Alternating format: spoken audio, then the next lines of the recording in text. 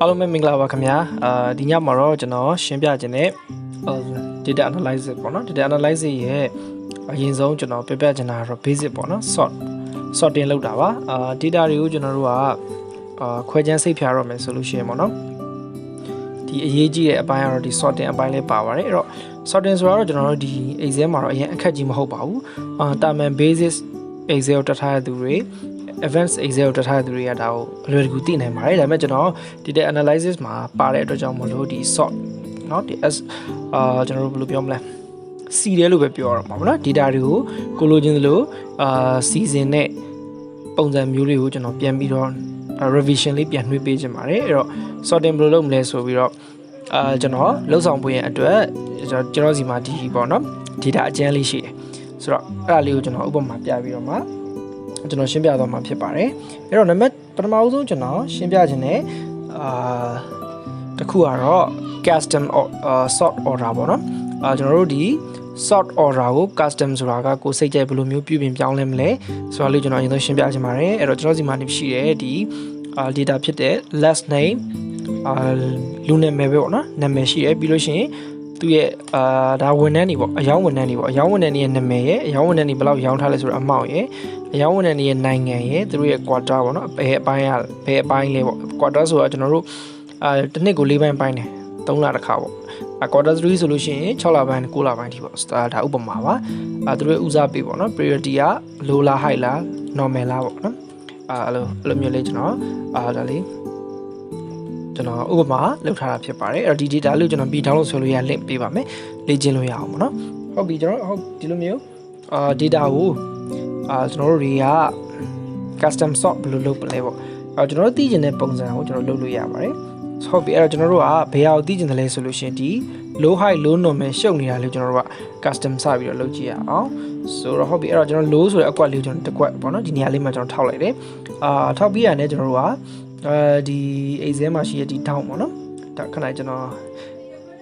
zone လေးပဲဆွဲပြောင်းလို့ရအောင်တစ်ချက်လုပ်ပေးပါမယ်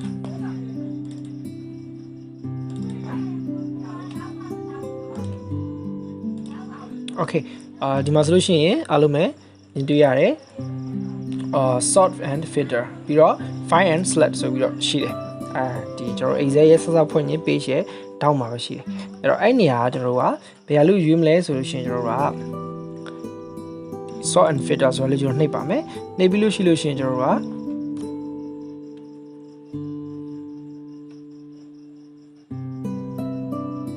custom sort ဆိုတော့ကျွန်တော်တွေ့ရမှာဖြစ်ပါတယ်အဲ့တော့အဲ့ custom sort လေးကျွန်တော်နှိပ်ပါမယ်အဲ့တော့ custom sort လို့နှိပ်လိုက်တာ ਨੇ ဒီ box လေးတစ်ခုဒီလိုမျိုးကြာလာမှာဖြစ်ပါတယ်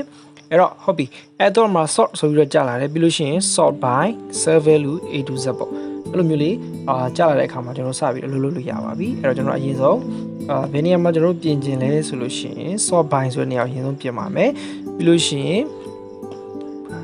priorityပြီးလို့ရှိရင် cell value နေရာမှာကျွန်တော်တို့ကဒီတိုင်းထားလိုက်မယ် A to Z နေရာကိုကျွန်တော်တို့ကcustom list ပေါ့နော်ဒီအောက်မှာဒီလိုမျိုးလေးတွေ့ရပါလိမ့်မယ် custom list ဆိုပြီးတော့ custom list လေးကိုနှိပ်ပါမယ် custom list ပြီးလို့ရှိရင်ဒီမှာသူကဒီလိုမျိုးလေးလာပြီးတော့ပြလိမ့်မယ် custom list ဆိုတာ ਨੇ ဒီ box တစ်ခုထပ်ကြလာမယ်ဘာတွေပါမလဲဆိုလို့ရှိရင်သူကရက်အလိုက်ပါမယ် Sunday Monday Tuesday Wednesday Thursday Friday ပေါ့နော်စသဖြင့်ပါမယ်အဲ့လိုမျိုးလေးရေးထားတာတွေ့ရမယ်အဲ့ဒါကိုကျွန်တော်တို့ကlist entry ထဲမှာကိုယ့်ကိုရိုက်ထည့်ပါမယ်။ဘာတွေရိုက်ထည့်ရမလဲဆိုတော့ကျွန်တော်တို့ဒီမှာရှိတဲ့ high normal ပြီးတော့ low ပေါ့အဲ့သုံးခုကျွန်တော်ရိုက်ထည့်ရမှာဖြစ်ပါတယ်။အဲ့တော့ကျွန်တော်ရိုက်ထည့်ပါမယ်။ရိုက်တဲ့အခါမှာကျွန်တော်တစ်ခုချင်းစီကို comma လေးတွေခံပြီးရိုက်မှာဖြစ်ပါတယ်။ HNG high comma လို့ရှိရင် space တစ်ခုချnormal comma space တစ်ခုချ low เนาะအဲသုံးခုကျွန်တော်တို့အခုလိုမရိုက်ပြီးပြီဆိုလို့ရှိလို့ရှိရင်ကျွန်တော်တို့ကokay ကိုနှိပ်ပါမယ်ဆိုလို့ရှိရင်ဒီမှာလာပြီးတော့ကျွန်တော်တို့က height normal low ဆိုပြီးတော့ဒီမှာလာပြီးတော့ပေါ်နေတာကိုအခုလိုမျိုးတွေ့ရမှာဖြစ်ပါတယ်အဲဆိုလို့ရှိရင်ကျွန်တော်တစ်ခါနောက်ထပ် okay နှိပ်ပါမယ်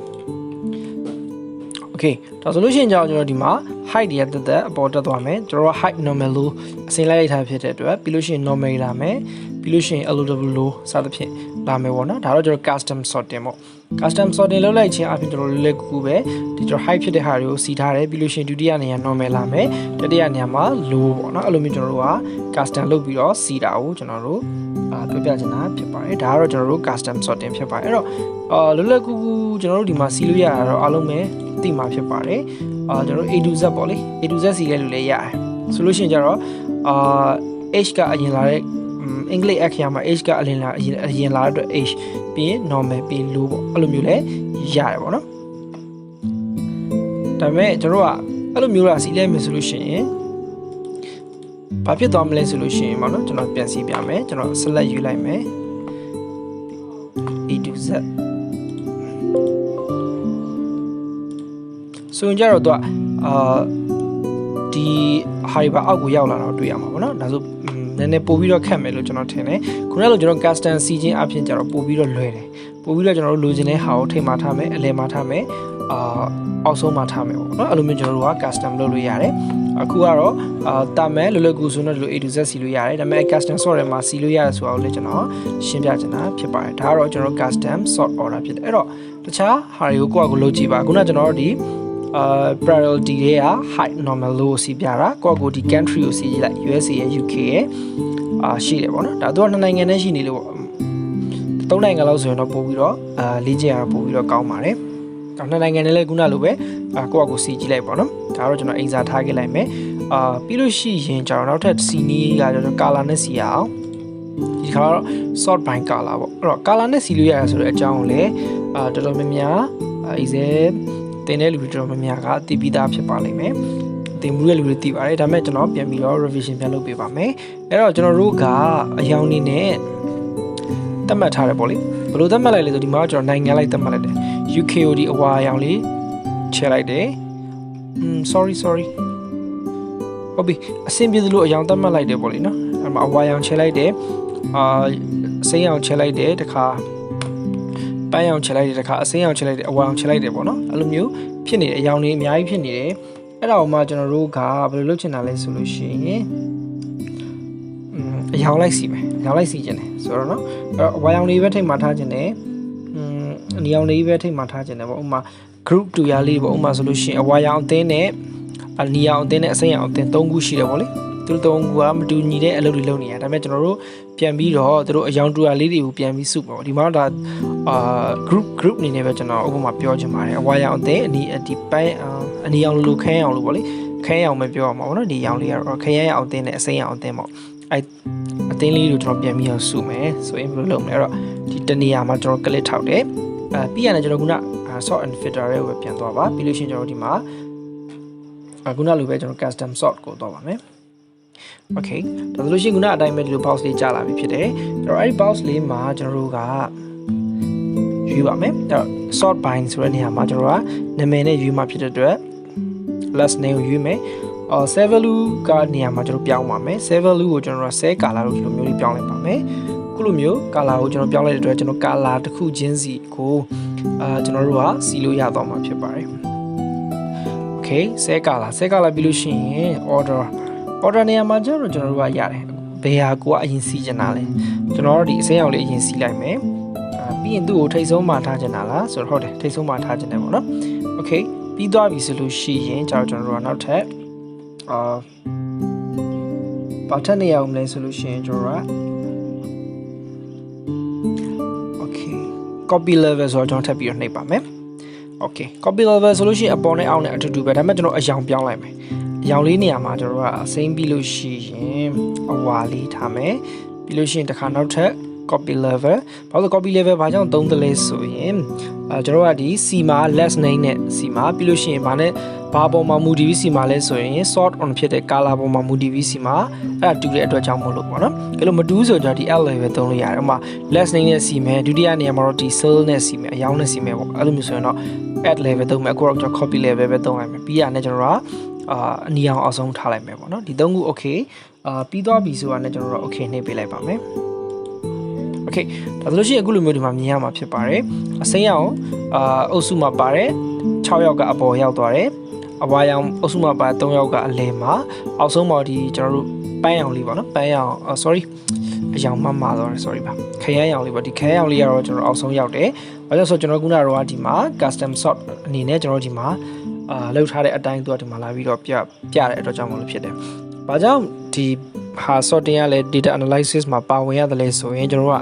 data entry အများကြီးသုံးတဲ့အခါမှာလောက်တော့တလားစာစင်းရင်းပေါ့လေအယောင်လေးနဲ့သတ်မှတ်ခဲ့ရပေါ့နော်လာချုပ်ပြန်လုပ်တဲ့အခါမှာကျတော့ဒီလိုမျိုး sorting ကြည့်ပြီးတော့ပြန်ပြီးတော့ analyze လုပ်ရတာမျိုးလဲဖြစ်ကောင်းဖြစ်နိုင်တယ်ဒါကြောင့်မို့ဒါလေးကျွန်တော်ထည့်ပြီးတော့သင်ကြားပေးရခြင်းဖြစ်ပါတယ် okay ဒါဆိုလို့ရှိရင်ကျွန်တော်ဒီနေ့ပြောခဲ့တဲ့ basis ပေါ့နော် data analysis ရဲ့ basis ဖြစ်တဲ့custom sort order ရဲ့ပြီးတော့ sort by color ရေကိုနားလည်မယ်လိုက်လို့လွယ်ကူမယ်လို့ကျွန်တော်မျှော်လင့်ပါတယ်လေ့ကျင့်ရမယ့်ဒီ excel 2 file ပေါ့နော်ဒီ file လေးကိုကျွန်တော်အနေနဲ့download ဆွဲရမယ့် link လေးပေးထားပါမယ်အားလုံးပဲလိုက်ပြီးတော့ကိုယ့်ကိုတစ်ခေါက်လောက်လေ့ကျင့်လိုက်ပါဒါတစ်ခေါက်ကျင့်တဲ့အခါကျတော့ကျွန်တော်မှတ်မိသွားတာပေါ့နော်ထပ်ပြီးတော့လည်းကျွန်တော်ဒီထက်ပို့ပြီးတော့အရေးကြီးတဲ့အသုံးဝင်တဲ့ data analysis သင်ခန်းစာတွေဆက်ပြီးတော့သင်သွားပေးပါမယ်အားလုံးကျေးဇူးအများကြီးတင်ပါတယ်ခင်ဗျာ